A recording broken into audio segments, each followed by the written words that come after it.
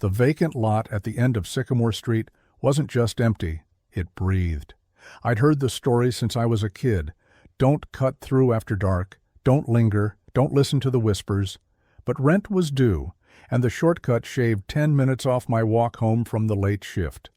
The lot was a jagged scar of cracked asphalt and weeds, hemmed in by sagging chain-link fences. Moonlight barely touched it, like the dark had weight, pressing down. My boots crunched on gravel, each step louder than it should have been. Then I heard it, a low murmur, like voices just out of reach. Not words but feelings. Anger, hunger, despair.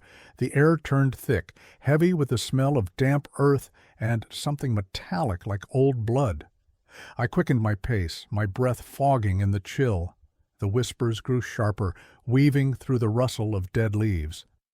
Stay, look. My skin prickled as shadows shifted in the corner of my eye, shapes that weren't there when I turned. I told myself it was exhaustion, just my mind playing tricks. But the ground felt wrong, soft underfoot, like it was pulsing. Halfway across, my foot caught on something. I stumbled, catching myself on a rusted pipe jutting from the dirt. My hand came away wet, slick with something dark. Not oil, too warm, too viscous. The whispers surged, a chorus now, clawing at my thoughts. See, note. I froze as the ground shifted, a faint tremor rippling through the lot. In the dim light, I saw it, a crack in the asphalt, widening, exhaling a faint, rancid breath. I ran, heart hammering, the whispers chasing me. They weren't just sounds. They were inside my head, tugging at memories I'd buried. My mom's funeral, the fight with my brother, guilt I'd never named. The fence was close, but the lot seemed to stretch, endless. Something brushed my neck, cold, deliberate, like fingers. I vaulted the fence, scraping my palms raw, and collapsed on the sidewalk. The whispers stopped, but the silence was worse. I looked back. The lot was still, but the crack I'd seen was gone. No pipe, no blood, just weeds and shadows. I walked home, checking over my shoulder, the air too quiet. The next night I took the long way. But at 3 a.m. I woke up gasping, my room filled with that same metallic smell. Whispers curled in my ears, closer now. You saw? You know? I checked the lot on my phone. Google Maps showed nothing but a blank square. Old news articles mentioned a factory there, torn down after a fire. No survivors, no bodies recovered. I don't sleep much anymore. The whispers follow me, louder in the dark. Last night I found dirt under my nails. I hadn't been outside. If you're watching this, like and subscribe for more stories that crawl under your skin. Comment below. Have you ever felt a place watch you? The 11:47 p.m. bus from downtown was never on time, but it always came.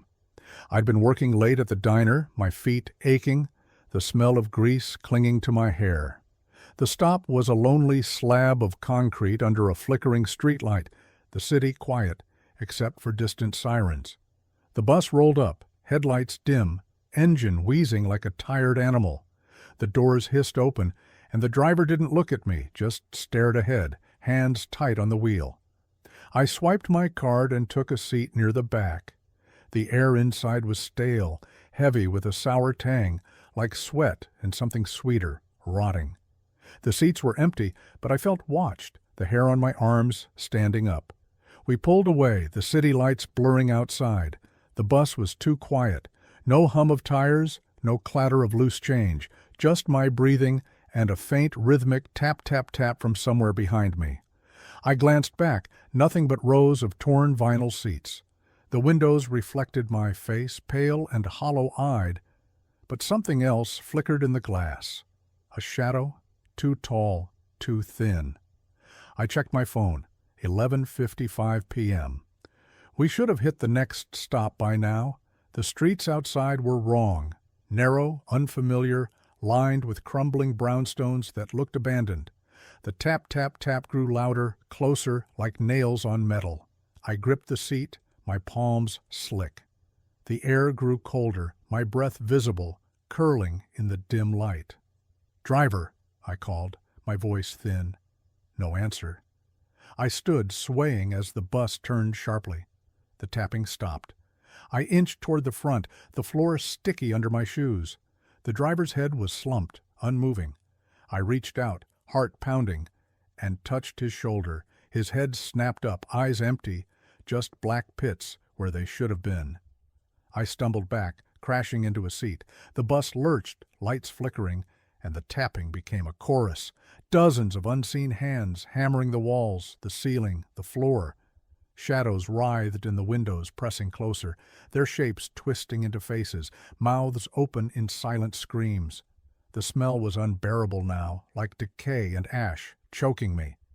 I scrambled for the emergency exit, yanking the lever. The door flew open, and I jumped, hitting the pavement hard. The bus didn't stop. It rolled into the fog, lights fading, the tapping echoing until it was gone. I was on a street I didn't know, the air heavy with silence. My phone was dead. I walked until dawn, finding a gas station, my hands shaking as I called a cab. I looked up the route later. The 11:47 p.m. bus was discontinued 10 years ago after a crash. No survivors. The stop I waited at? Boarded up since 2013. If this story chilled you, hit that like button and subscribe. Drop a comment. Ever taken a ride that felt wrong? The fog came fast that night, swallowing the street outside my apartment. I was up late, editing photos for a freelance gig, when I heard it, a soft, uneven shuffle on the pavement below. I leaned toward the window, the glass cold against my forehead, and saw her. A woman standing in the fog, her outline blurry, head tilted like she was listening. The street was empty otherwise, the fog muffling everything, car horns, distant dogs, even the hum of the city. She wore a long coat, too heavy for the weather, and her hair hung in wet strands clinging to her face. She didn't move, just stood under the streetlight, its glow barely cutting through the haze. I watched, my breath fogging the glass, a knot tightening in my gut. I grabbed my phone, thinking to call someone, but the signal was gone. The shuffle came again, closer, like bare feet dragging on asphalt. I backed away, the room suddenly too small, the air thick with a damp, briny smell, like seaweed left to rot. The lights flickered, and the woman was gone from the street. But the shuffling didn't stop. It was inside now, in the hallway. My door was locked, but I wedged a chair under the handle. The shuffling paused, then resumed, slower, deliberate. A faint hum joined it, like a lullaby, broken and off-key. I pressed my ear to the door, heart racing, and heard breathing, shallow, wet, like someone drowning. The knob rattled once, then stopped. Silence. I waited, hours maybe, until dawn broke the fog. The chair was still in place, the door locked. I checked the hall, empty, but the carpet was damp, streaked with mud and something slick, like oil. I moved out that week, but the smell followed me, clinging to my clothes, my skin. Last night, I woke to that same shuffle outside my new place. The fog was back. If this story kept you up, smash that like button and subscribe for more nightmares. Comment below. Ever seen something in the fog that shouldn't be there?